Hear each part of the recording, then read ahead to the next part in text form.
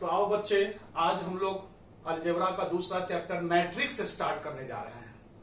बहुत important chapter है matrix, वही हम लोग आज शुरू करने जा रहे हैं, स्टार्ट करने जा रहे हैं।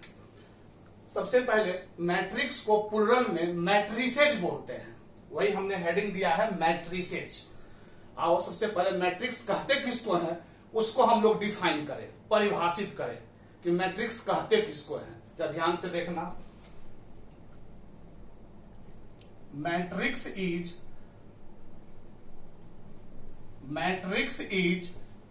Rectangular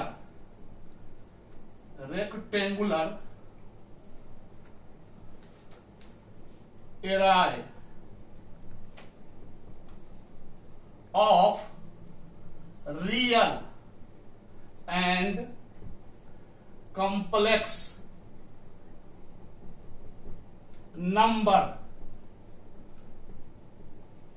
in rows and columns।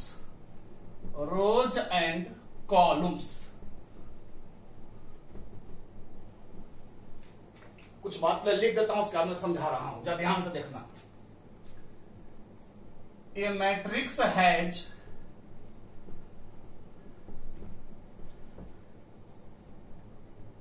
m rows and n columns, then it is called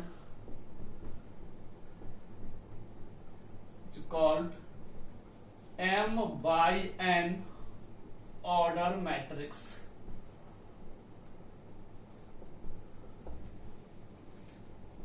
उससे अगला एक इंपॉर्टेंट बात, साइन ऑफ मैट्रिक्स, मैट्रिक्स का चिन्ह।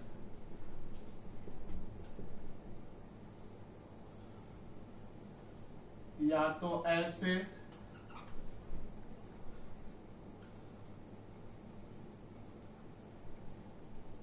या नहीं तो ऐसे।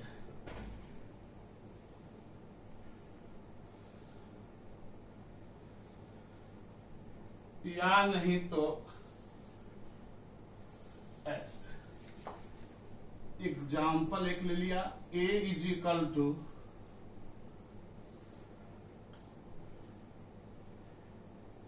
ABCDEF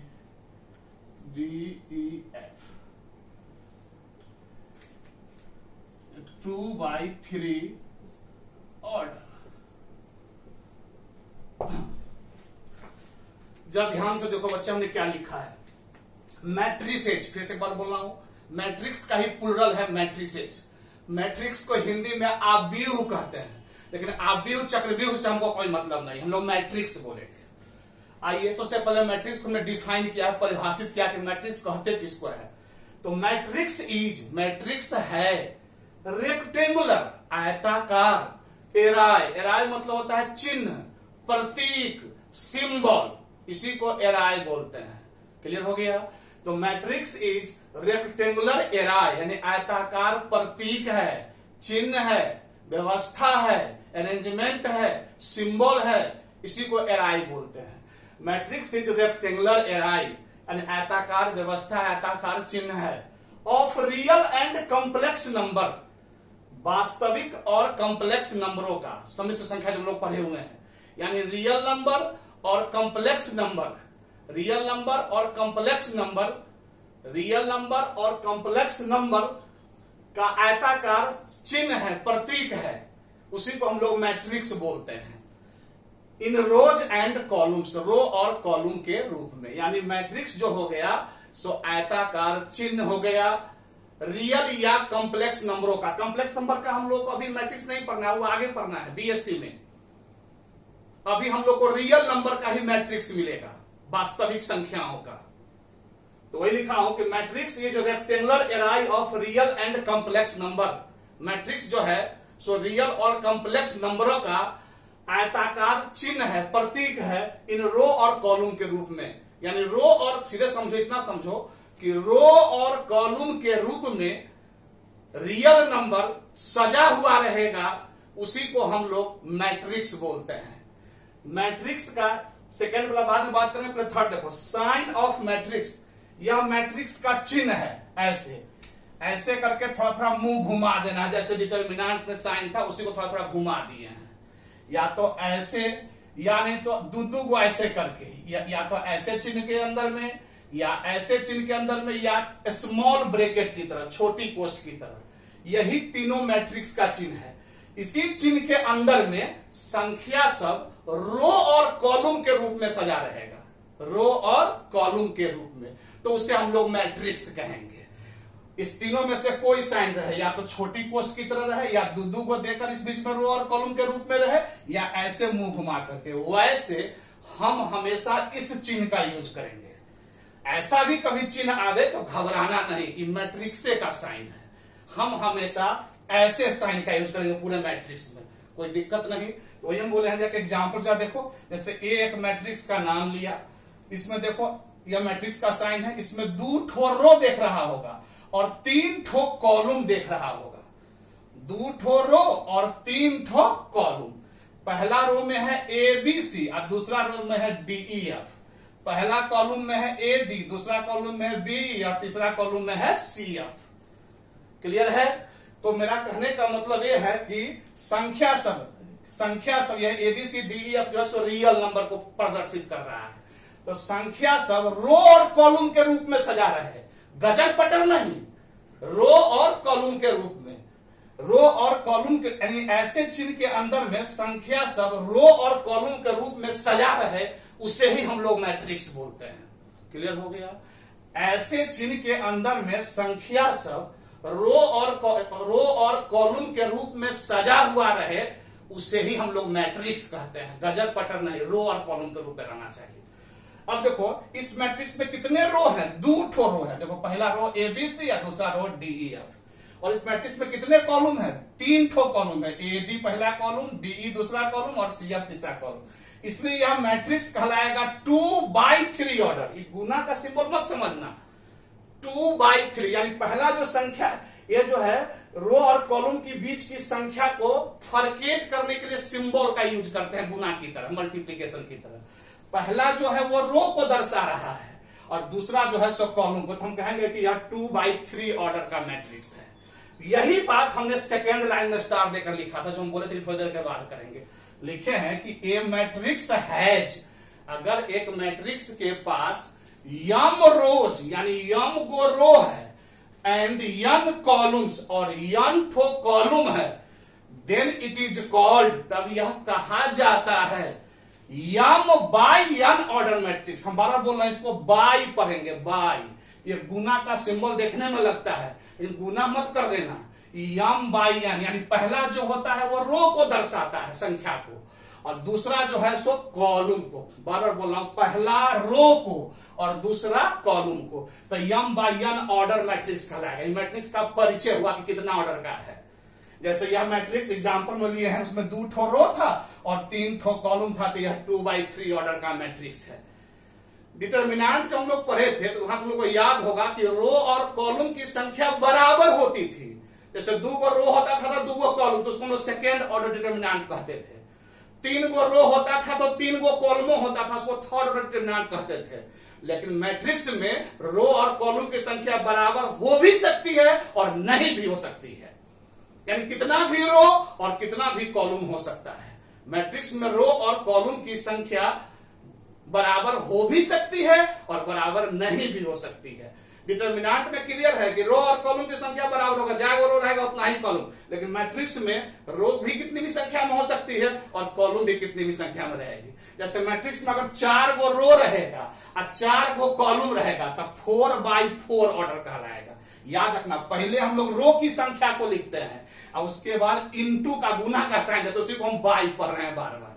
तो पहले रो की संख्या और फिर उसके बाद कॉलम की संख्या, इससे हम लोग को पता चले। जैसे मान लो कोई लिख रहा है 3/2, ऐसे 3/2 ऑर्डर, तो मन ही मन समझ जाएंगे कि इसमें 3 ठो रो है और 2 ठो कॉलम है उस मैट्रिक्स में। हम आगे ही कह चुके कि मैट्रिक्स में रो और कॉलम की संख्या बराबर हो भी सकती है और नहीं भी हो सकती है। डिटर्मिनेंट और मैट्रिक्स से बड़ा फर्क यही है। तो यहां तक समझने में किसी को दिक्कत नहीं। एक और एग्जांपल जैसे हम लिख रहे हैं, जैसे देखो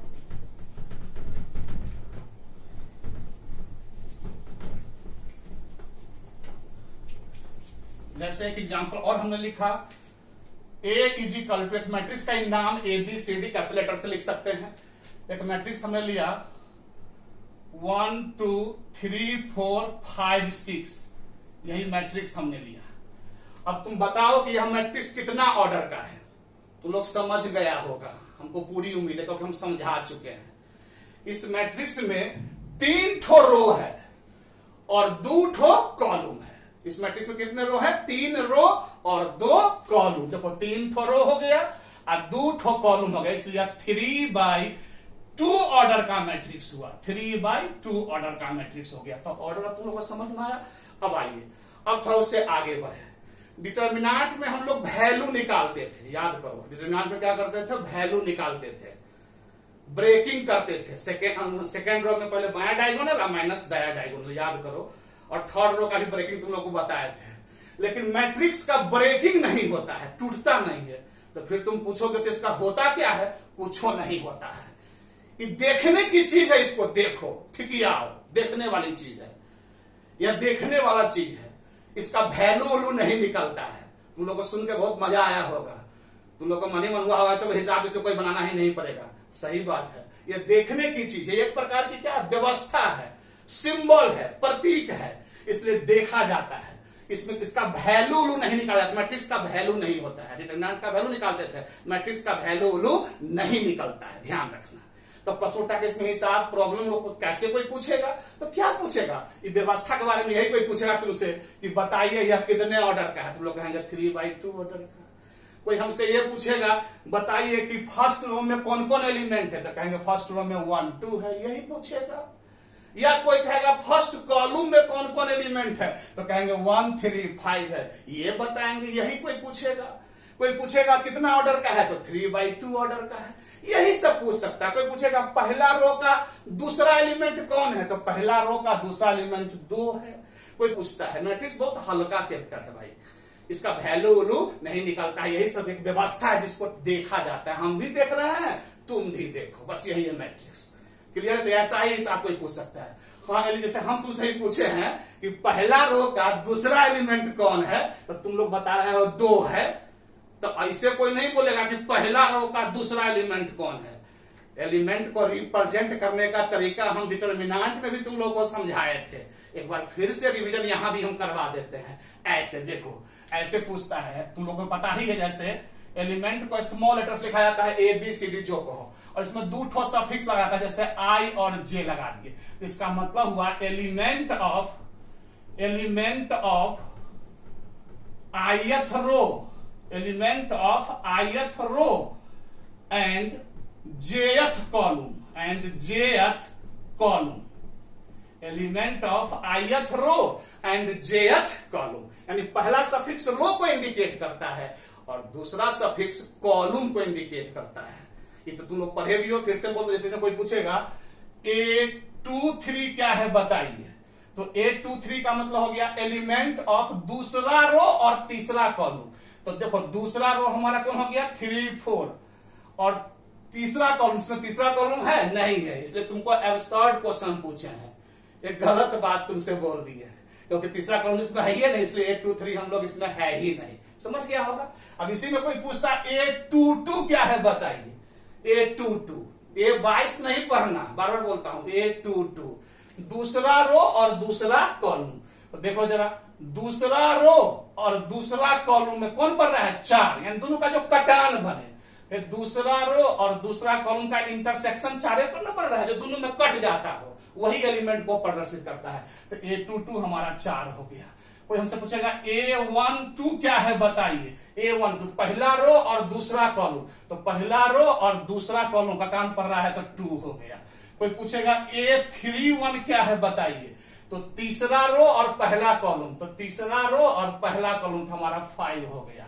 कोई पूछेगा A32 क्या है हमको बताइए, 32 मत पढ़ना, 32 पहला रो को दर्शाता है, दूसरा कॉलम को।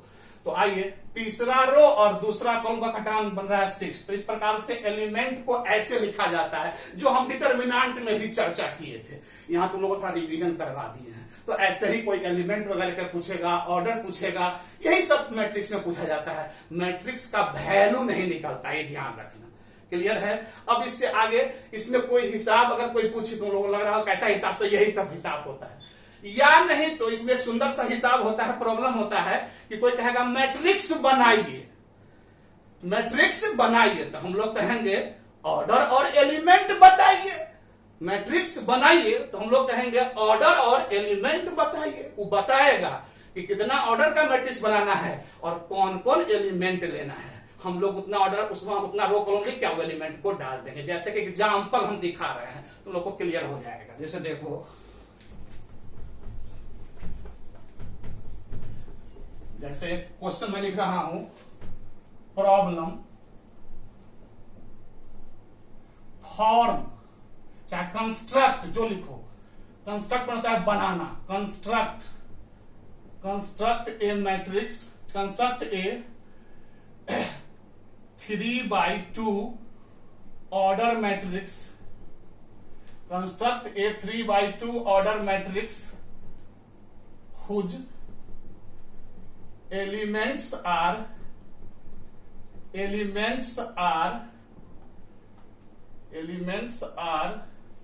given by aij is equal to I plus 2j, I plus 2j। देखो यही हमारा प्रॉब्लम हुआ, इसका सॉल्यूशन हम कर रहे हैं। देखो करा कंस्ट्रक्ट ए 3/2 ऑर्डर मैट्रिक्स, एगो 3/2 ऑर्डर मैट्रिक्स बनाइए। जब ये 3/2 ऑर्डर बोल दिया तो हम समझ जाएंगे कि इसमें 3 गो रो है और 2 ठो कॉलम है। पहले रो की संख्या, उसके बाद कॉलम की संख्या। Whose element are given by, जिसका सदस्य दिया गया है इस रिलेशन से, aij बराबर I plus 2j, यानी एलिमेंट बनाने का उपाय दिया हुआ है और ऑर्डर दिया हुआ है। तो कह रहा है मैट्रिक्स बनाइए। देखो हम लोग कैसे बनाएंगे, पहले मैट्रिक्स का कुछ नाम लिख देंगे, जैसे ए बी सी जो तुमको लिखने का मन, जैसे हमको ए मन है, और एक मैट्रिक्स का साइन दे देते हैं। 3/2 ऑर्डर है, 3/2 ऑर्डर का मतलब 3 गो रो और 2 गो कॉलम, ऐसे ही ना बनेगा। इस मैट्रिक्स में कितना 3 ठो रो होगा और 2 ठो कॉलम होगा।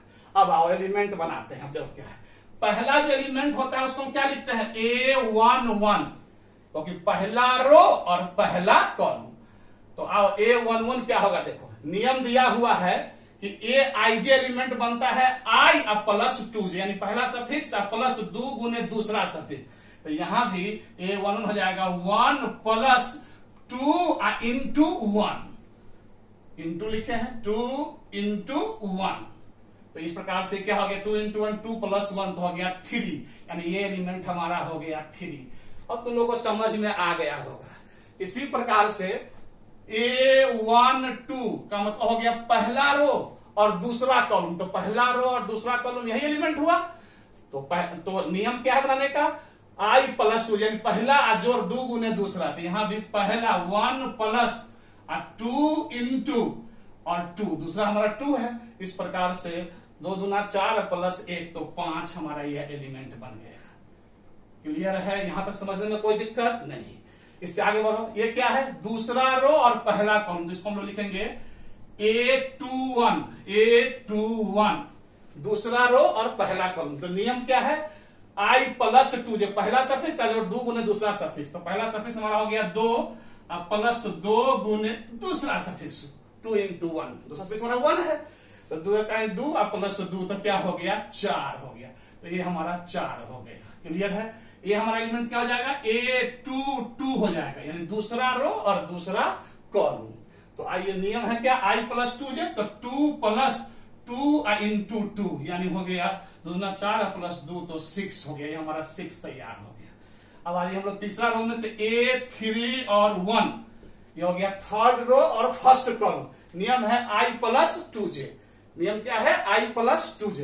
तो क्या हो जाएगा 3 प्लस 2 इंटू 1, 2 का 2 और 3 क्या हो गया, 5 हो गया। तो ये हमारा 5 हो जाएगा।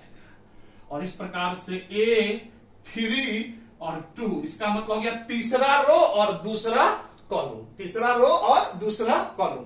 तो नियम है पहला सफिक्स प्लस 2 गुने दूसरा सफिक्स, तो 3 प्लस 2 इंटू 2, 3 + 2 × 2, इस प्रकार से हो गया 2 दूना 4 और 3 7, इस प्रकार से ये 7 तैयार हो गया। यही मैट्रिक्स हमारा आंसर हो गया। तो क्या तुम लोगों को समझ में आ गया? तो आज से जब भी कोई बोले कि मैट्रिक्स बनाइए तो हम लोग कहेंगे ऑर्डर और एलिमेंट बताइए। तो ये ऑर्डर कहा था 3/2, इसीलिए हम लोग 3 ठो रो लिए हैं और 2 ठो कॉलम लिए हैं।